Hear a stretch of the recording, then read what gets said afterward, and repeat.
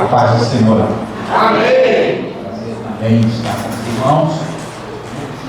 Nosso coração fica como o coração do apóstolo Paulo, quando escreve aos Filipenses, e dou sempre graças ao meu Deus todas as vezes que me lembro de vós, fazendo sempre minhas orações, súplicas por todos vós, porque eu vos retenho em meu coração desde o primeiro dia até agora. E esta é a minha oração, ele diz: que o vosso amor aumente mais e mais em pleno conhecimento de Deus. Então ele diz: porque eu tenho certeza que aquele que em vós começou a boa obra, ele mesmo aperfeiçoará até o dia de Cristo Jesus, nosso Senhor. Amém? Eu quero ler com você 2 versículos da palavra de Deus, ou melhor, 3. Isaías, capítulo 46, versículos 9 e 10. Diz assim: lembrai-vos das primeiras coisas, desde a antiguidade, porque eu sou Deus, e não há outro Deus, não há outro semelhante a mim. Eu faço conhecer o fim desde o princípio, e o que ainda não aconteceu, eu digo: o meu plano se realizará. Em outra tradução diz: o meu propósito se realizará. Eu farei toda a minha vontade. Então Deus está dizendo, presta atenção, essa é uma campanha profética. Deus está dizendo: eu faço o fim antes do começo. Glória a Deus. Você está orando nesta noite por dezembro. Amém? Amém. Nós vamos orar por dezembro. Estamos orando por dezembro. Deus diz: eu estou realizando o mês de dezembro na sua vida. Eu faço o fim antes do começo. Então ele diz: eu digo, o meu plano, o meu propósito, o meu projeto para a sua vida se realizará. Antes de afirmar isso, ele diz: eu sou Deus. Então é Deus que está dizendo: eu faço o fim antes do começo. Então, lembre, é profético. Durante a palavra, se Deus quiser, se Deus nos ajudar, você vai entender a profecia. Romanos, capítulo de número 4, está marcado no versículo 16 e 17. Diz assim a palavra de Deus. Vou ler ali para os irmãos.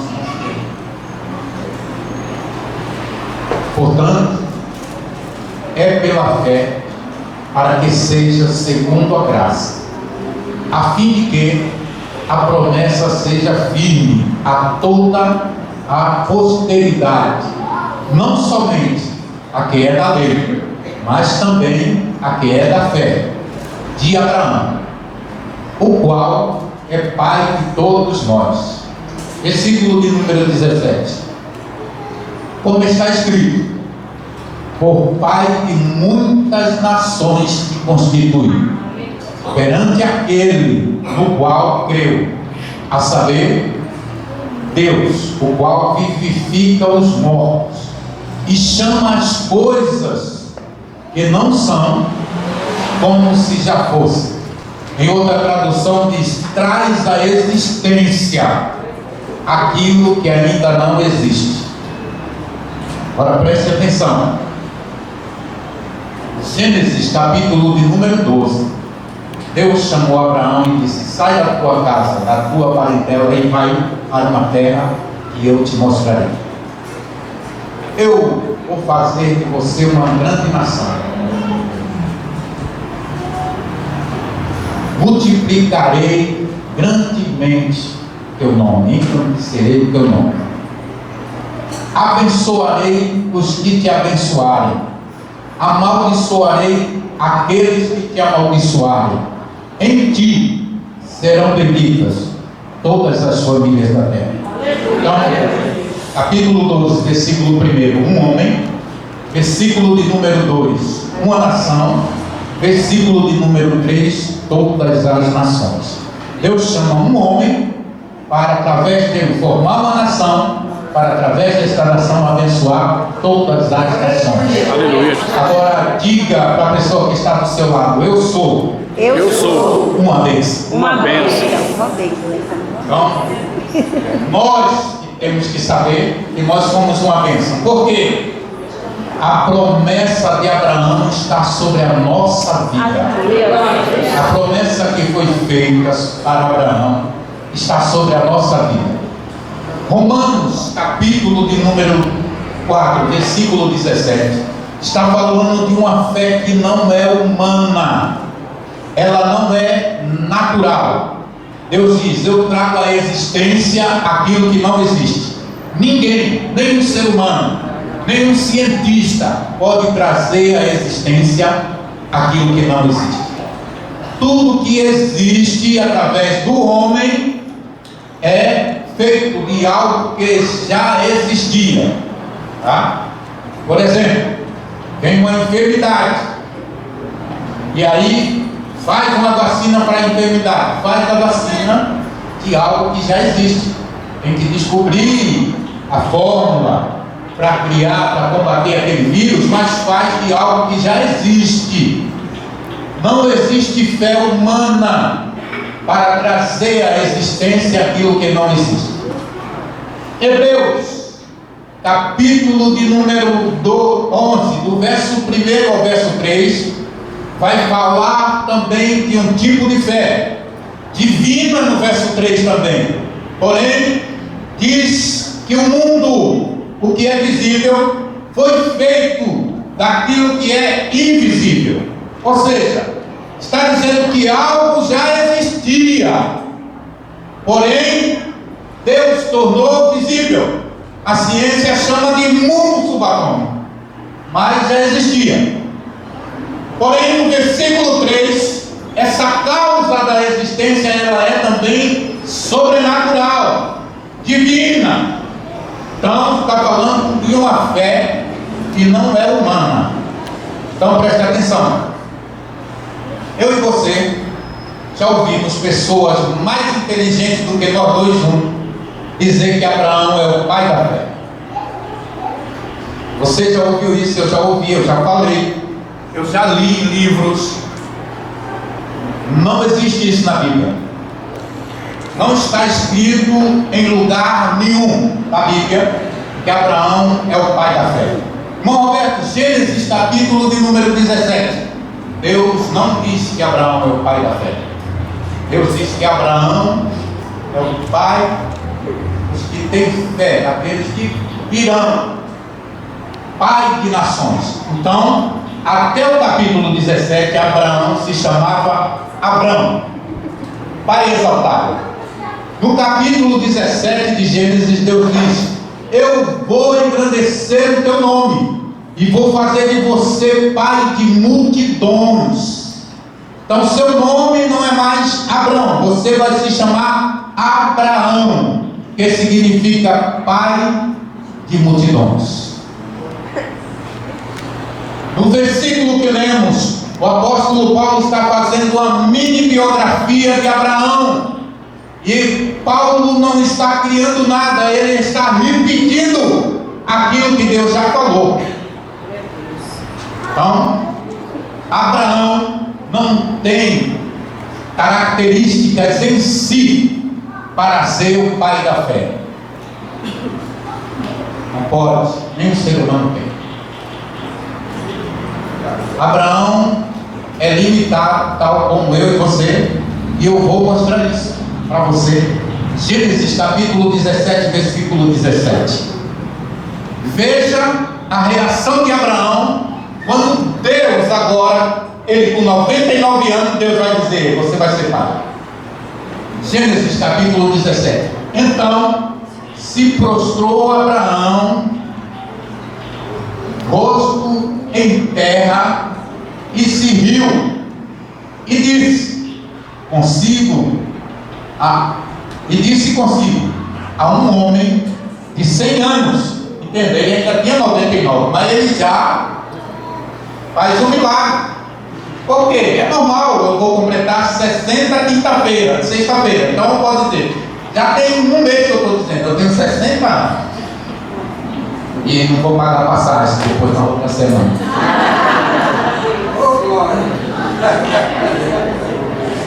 Então, a um homem de 100 anos há de nascer um filho.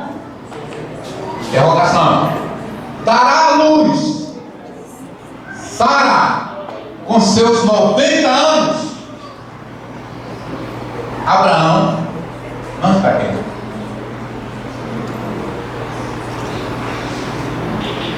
Deus, Ele crê em você, mesmo quando você deixar de acreditar em você. Quando a situação ficar difícil, impossível para o homem, Deus vem e diz: olha, não é a fé que você tem, é a fé que eu tenho em você. Funciona como? Deus vai te ensinar o idioma dos céus. Então Deus vai ensinar a Abraão o idioma dos céus. E diz a Abraão: eu vou fazer acontecer. No versículo 1 deste capítulo, Deus se apresenta a Abraão. Fazia 13 anos que Deus não falava com Abraão. Deus se apresenta a Abraão e diz: Abraão, eu sou Deus Todo-Poderoso. Adonai El Shaddai. Eu sou. Yehie Adonai El Shaddai. Eu sou Senhor Todo-Poderoso. Anda na minha presença e ser perfeito. Porque anos antes Abraão tinha tentado ajudar a Deus e confiou no braço da carne. Agora Deus vem quando parece impossível para Abraão. Deus diz: vou te ensinar o idioma dos céus. Olha para o céu e conta as estrelas, se você puder. Quantas estrelas você acha que tem? Quantas estrelas você acha que tem? Quantas estrelas Abraão estava vendo?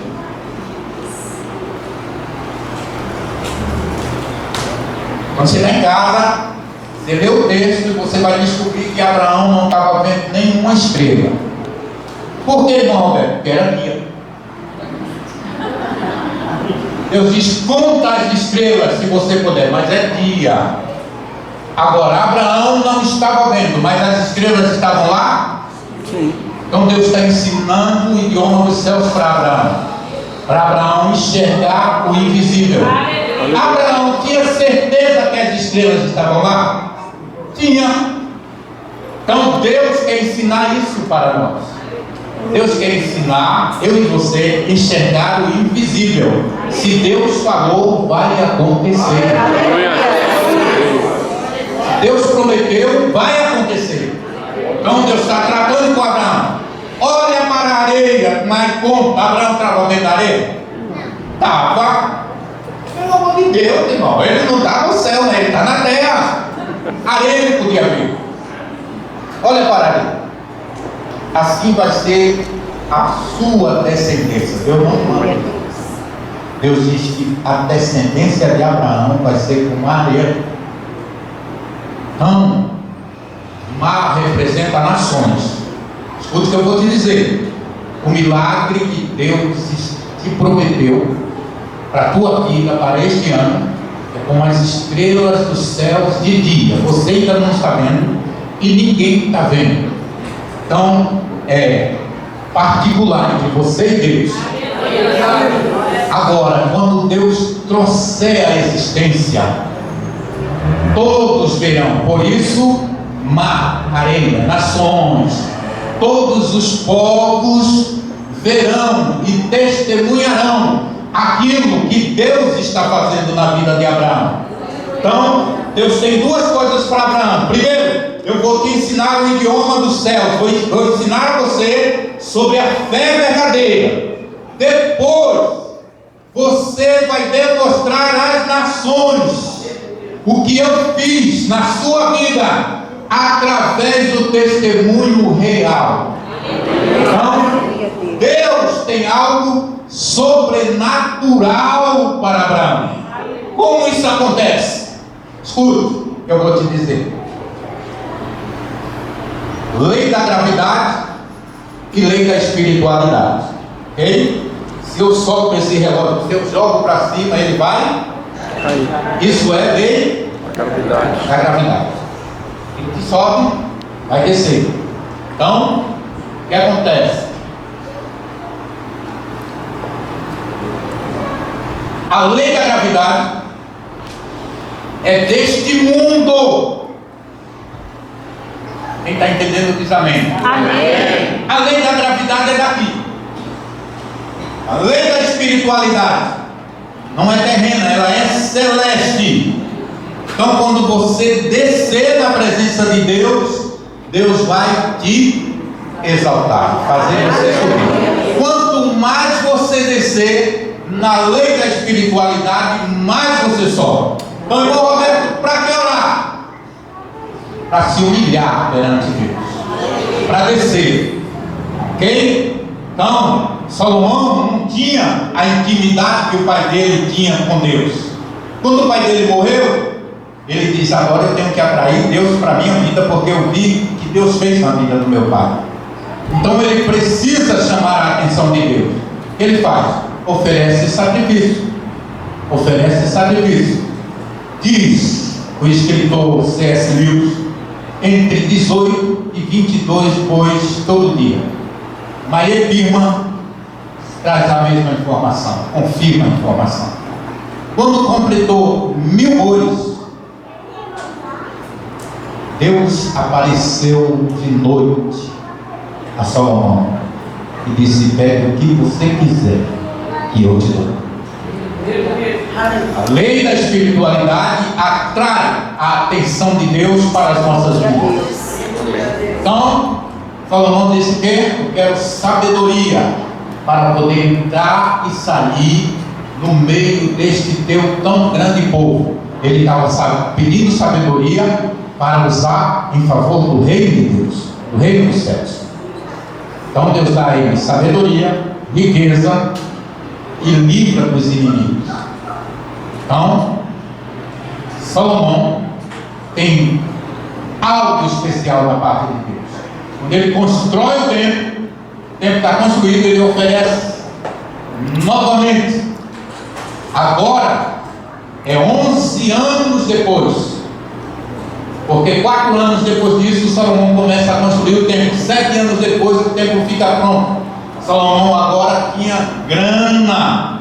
Não é que Davi deixou ele sem nada. Davi, ele herdou uma herança de Davi. Davi ainda deu oferta para a construção do templo. Oferta muita, não foi pouca não. Agora, se você olhar, você vai pensar: Davi deu tudo isso que ele tinha muito dinheiro. Tinha não. Leia a história e você vai ver que o seu filho Absalão tomou o trono. Quando Absalão tomou o trono, ele gastou todo o dinheiro do seu pai para levantar um exército para ele. Então Davi não estava cheio de dinheiro. Davi deu porque era propósito do coração dele. Então nós temos que aprender uma coisa. Primeiro, se humilhar. Olha bem, quando o templo ficou pronto, Salomão novamente ora ao Senhor e Deus aparece a ele e diz para ele o quê? Se o meu povo, que se chama pelo meu nome, se humilhar, se arrepender dos seus maus caminhos, se humilhar, orar, se arrepender dos seus maus caminhos e buscar a minha face, então eu ouvirei dos céus, perdoarei os seus pecados e sararei a sua terra. Humilhar aí é jejum, tá? No texto, humilhar é jejum, buscar Deus com jejum e oração.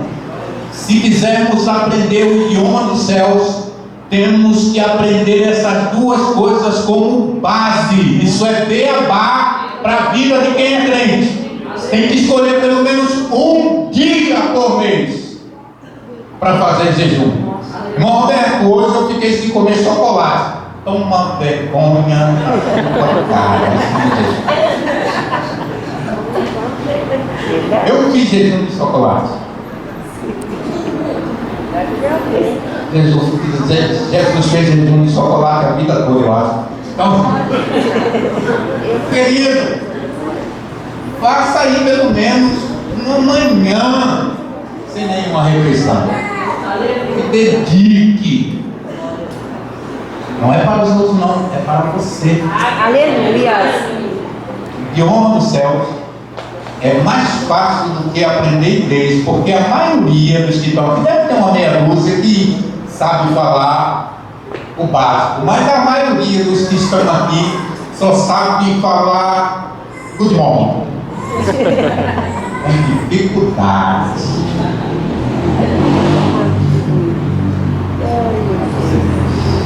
Evidente, combinado. Jesus te ama toda tarde, toda noite. Pode ir lá. Mas o idioma do céu é mais fácil do que isso. Porque isso são frases formadas também, irmão Roberto. Você pensa em irmão Roberto, é bom em inglês, não é? Está só enganando você. Não consegue falar nem português direito com alguém de Portugal. Porque os portugueses, já viu como eles falam? Fala rápido, você não consegue entender metade do que eles falam, você vai dizer o que para ele? Eu não sei falar português. Como não sabe falar português? Não é o seu idioma? Mas eles falam rápido. E aí você tem que colocar eles no modo contrário do celular. E vai dar para você entender o que ele está falando. Então, vamos lá. Para falar o idioma dos céus, você deve se humilhar. Aleluia. Porque a lei da espiritualidade vai te aproximar de Deus. Preste atenção que isso é muito importante. Quanto mais você se aproximar de Deus, você já ouviu isso em inúmeras pregações, mas eu tenho que dizer, quanto mais você se aproximar de Deus, mais você está em segurança. Preste atenção. O mundo é o oceano, Mar da Galileia, que você conhece, está na Bíblia. É um lago de água doce, mas é chamado de mar porque é de grande extensão. Quando Jesus está com os discípulos no barco, e o mar fica bravo, é o mar da Galileia. E Jesus repreende o vento e o mar. E os discípulos dizem o quê? Quem é este que até o mar e o vento lhe obedecem? Agora preste atenção. Isaías vai dizer quem é ele. Porque um menino nos nasceu, um filho se nos deu, e o seu nome será o quê? Emmanuel. Maravilhoso, Deus forte, Conselheiro, Príncipe da paz e Pai da eternidade. Outro dia, se o pastor Antônio tiver coragem de me chamar, eu venho aqui para trazer isso em trocadilhos para você. Mas entenda uma coisa: Isaías já está dizendo quem é aquele que os discípulos interrogam. Quem é este que até o mar e o vento lhe obedecem? Aleluia, Deus. O mar da Galileia está presente. Você é o barco. A tua família, os teus amigos, aqueles que você deseja ver salvos estão no barco. Se entrar água no barco, acontece o quê? Seu barco vai a pique, está em risco, você e todos que estão no barco. Então eu disse que o mar é o quê? O mundo. Jesus então dá o conselho: não ameis o mundo, Aleluia. nem o que há no mundo, Aleluia, Deus. porque o mundo passa e bem assim as suas concupiscências, querido. E é só aquele que faz a vontade do Senhor Jesus que permanece para todo sempre. Aleluia. O mar não pode invadir, as águas deste mundo não podem invadir o seu barco. Você está no mundo, o barco está no mar, você está no mundo, mas você foi colocado para salvar vidas. Aleluia. Não para deixar o barco ir a pique. Então Deus toma você, para que você salve vidas. Deus tem um propósito. Vou te ensinar o idioma dos céus. Quando Deus vai fazer isso com você, o inimigo vai se levantar contra você. Tá? Já estou terminando, não estou muito longe desse negócio, não, senão tem que ficar falando. Aí, a equipe de louvor que eu pedi para louvar, se prepara aqui para a gente cantar um hino para a igreja, mas preste atenção. Preste atenção no que eu vou te dizer. O mundo está presente. Você tem responsabilidade. Agora, por que temos tanta dificuldade na igreja? Por que tanto disse-me-disse? Por que tanta confusão? Por que tanta intriga? Aí, irmão, deve ser por causa da internet. Também. Porque tem umas irmãs que não deveria, irmão também. Deveria ter nascido em 1900 em Guaraná sem gás. Para não ter internet, porque fala bobagem na internet. Mas deixa isso para lá. Por que a igreja está entrando nisso? Por causa dos nossos ensinadores, querido. Porque eles decidiram, há algumas décadas atrás, aprender com os tradicionais.